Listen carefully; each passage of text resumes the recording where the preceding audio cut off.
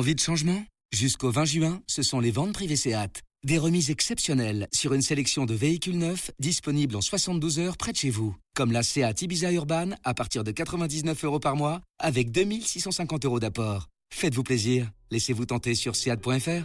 Location longue durée LLD 37 mois, 30 000 km pour une SEAT Ibiza Urban TSI 95 chevaux avec option si acceptation par Volkswagen Bank. Pour toute commande jusqu'au 20 juin, immatriculée avant le 30 juin dans le réseau SEAT selon stock disponible. Inscription et conditions sur seat.fr.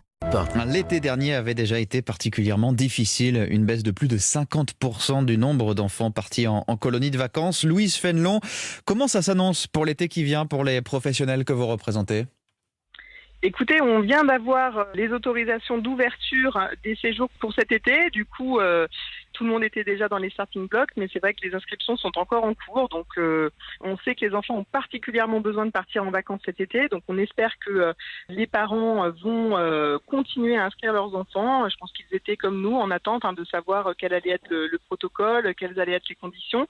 Mais maintenant que tous les feux sont au vert, nous espérons qu'il y ait le plus d'inscrits possible sur cet été. Bien sûr. Alors justement, comment est-ce qu'on les rassure, ces parents? Détaillez-nous un petit peu le protocole sanitaire qui vient d'être arrêté. Comment on les rassure? En leur disant déjà que pour nous, les conditions sanitaires, elles ne sont pas nouvelles. C'est-à-dire qu'on a toujours mis en place une organisation très stricte parce que, en temps normal, on essaye d'éviter les épidémies de gastro, les épidémies de grippe. Donc, avoir un protocole sanitaire, c'est quelque chose d'habituel pour les organisateurs de colonies de vacances. Ouais. Donc, c'est vrai que depuis l'année dernière, on a des protocoles plus stricts avec effectivement, des choses un peu inhabituelles à mettre en place. Mais en tout cas, c'est quelque chose qui ne nous pose pas de gros soucis. L'objectif, c'est de permettre aux enfants de passer des vacances le plus agréable possible. Et donc, aujourd'hui, le test PCR est conseillé pour le départ en colo.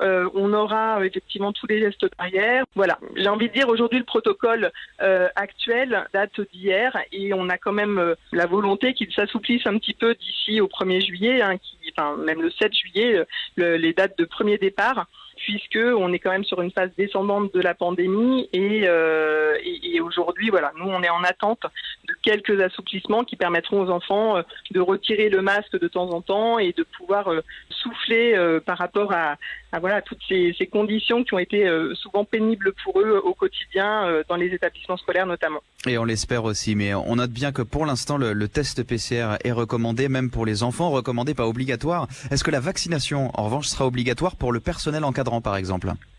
Il n'est pas obligatoire non plus, parce que de toute façon, pour tout un chacun, le vaccin n'est pas obligatoire. Il ne l'a pas été pour les enseignants. Il n'est pas question qu'il le soit pour les encadrants d'écolo. Mais par contre, il est vivement conseillé, effectivement.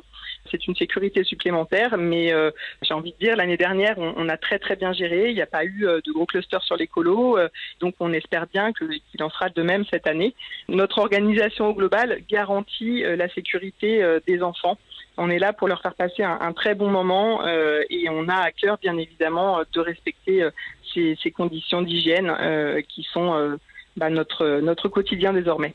Évidemment. Louise Fénelon, malgré tout, c'est pas facile, j'imagine, de convaincre de nouvelles familles de se lancer, parce que c'est ça aussi l'enjeu pour vous. Tout à fait. On est vraiment dans une dynamique depuis quelques années d'essayer d'attirer de nouvelles familles pour qu'elles inscrivent leurs enfants. Aujourd'hui, il y a un gap générationnel. Les grands-parents actuels ont connu les colos.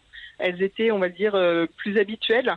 Les parents actuels les ont moins fréquentées et du coup, elles ne pensent pas forcément à ces séjours pour leurs enfants durant l'été. Et puis là, c'est vrai qu'en attendant un petit peu les conditions d'encadrement, etc., elles se sont sûrement posé des questions. L'idée, c'est vraiment de rassurer. Il y a des freins aussi pour beaucoup de gens hors raison purement sanitaire, notamment la question du coût aussi, tout simplement. Depuis l'année dernière, il y a un dispositif qui a été mis en place par l'État qui s'appelle les colos apprenantes. Toute colo, je tiens à le rappeler, est éducative par essence et est apprenante, mais il y a des colos qui ont été mis en place pour remobiliser un peu les connaissances, les compétences pour la reprise de l'école. C'était surtout suite à la longue période sans école qu'il y avait eu l'année dernière. Mais voilà, ces colos vont être mises en place cette année et elles permettent une aide financière très importante pour les familles, puisque l'objectif est la gratuité de séjour pour les enfants qui vont les fréquenter. Donc, j'appelle toutes les familles à se renseigner auprès de leur collectivité territoriale ou auprès des organismes qu'elles connaissent pour pouvoir inscrire leurs enfants par ce biais-là et bénéficier donc de cette aide financière sans précédent. Et puis les organisations du secteur, vous proposez aussi, vous poussez en tout cas pour un pass colo qui serait une enveloppe de 300 € par enfant pour les 9-10 ans financée par l'État. Qu'est-ce qu'on vous répond au niveau du gouvernement ? Aujourd'hui, l'aide sur les colos apprenantes est déjà importante, donc c'est vrai qu'on n'a pas eu de réponse précise, mais on se dit que la mise en place du pass culture récemment est plutôt de bon augure et on va continuer à souhaiter à tout prix un financement qui soit plus large que celui des colos apprenantes uniquement, qui permette à chaque enfant d'avoir cette opportunité de vivre ce moment de vie collective qui est extrêmement épanouissant pour l'enfant. La colo, ça apprend énormément de choses, ça apprend le vivre ensemble, ça apprend l'autonomie, ça ouvre à des découvertes, à des rencontres, et c'est extrêmement riche.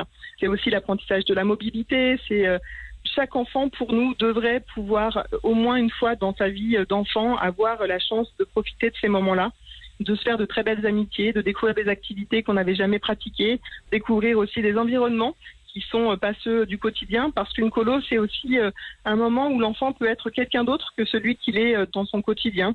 On n'est pas forcément tel élève, on n'habite pas forcément tel quartier, on n'écoute pas forcément telle musique et on a toujours les mêmes copains. Là, on peut s'ouvrir à d'autres amis, à d'autres choix musicaux, à d'autres activités. Et c'est un souffle qui est très, très important pour l'enfant, de pouvoir renaître pendant ces moments. Et des défis de taille, en tout cas, on l'a entendu pour les colonies de vacances. On continuera à suivre la situation avec vous cet été. Merci beaucoup Louise Fénelon, responsable de la commission vacances enfants et adolescents de l'UNAT. On vous souhaite en tout cas un très bel été. Merci d'avoir été avec nous sur Europe 1. Merci à vous.